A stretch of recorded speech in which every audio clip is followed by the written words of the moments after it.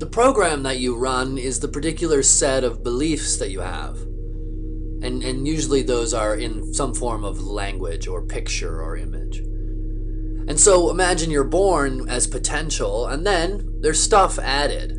I am is pure potential. And then, here comes the sort of conditioning, you could call it. All kinds of experiences begin to pile up. There's that moment in junior high of embarrassment. There's that moment of high school where you're like in love, and then you got that, and it grows on, and you kind of have this story being developed. Well, because the story isn't really what you are, at some point you might discover, God, I'm fucking tired. I'm exhausted being me.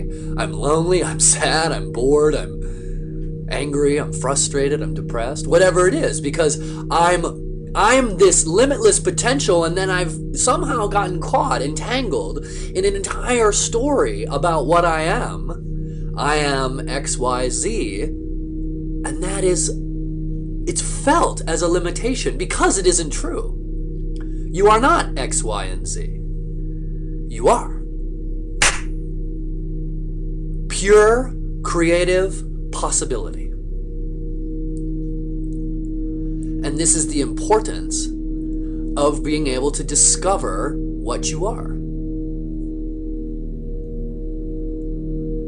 Tracing I am back to its source. I am.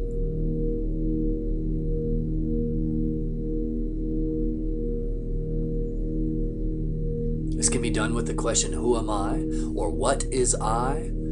Or on my website, there's a piece of writing under the words page called The One I Am, just doing some form of investigation to get back to this thing that you know. That's what's so fun, is frustration arises because you know that you're actually not limited in any way.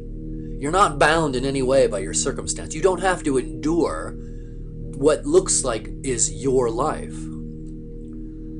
Every person on earth, in this very instant, can drop everything and walk across the country, or wheelchair across the country, or crawl across the country, finding food and water and shelter along the way like we did for millions of years.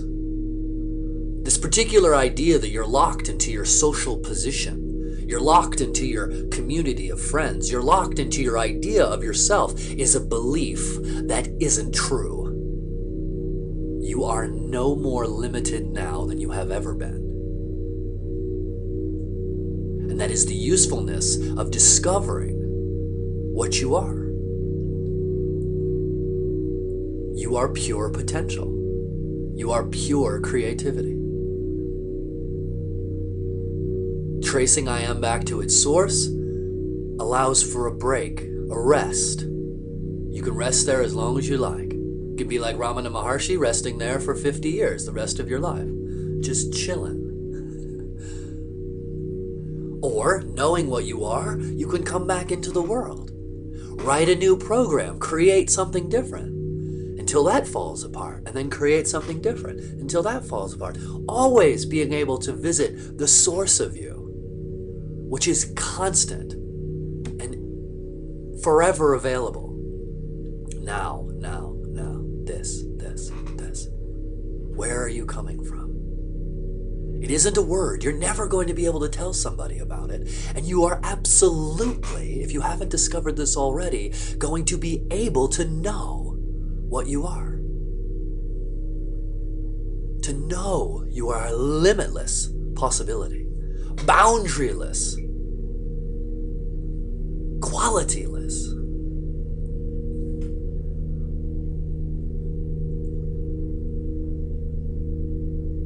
And that's when the play starts, because then you could write a program, any program you want. In this reality, in the dreaming reality, in imagination, games galore. Then it's games galore. Play as much as you want.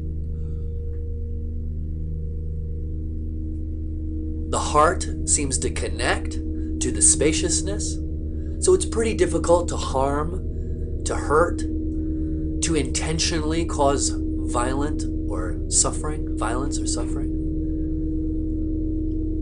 And that's all lined up, and play, or rest. Those are the options. And And if you're tired, frustrated, exhausted, it's only because you know the truth. Isn't that so beautiful? You're tired, frustrated, exhausted, and suffering because you know that you are something more. And you just want to find out what that is. And who am I? The experience of the answer to who am I is that door. Self-inquiry is that door. It's not going to be a word. You're not going to be able to hear it said in here. And you're going to become it and know it because you're already it. And if you've experienced this, you know, and it's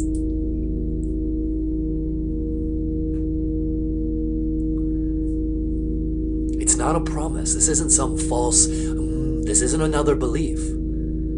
This is the simplest and most life-altering possibility that what you are is spaciousness itself. You are the one I am.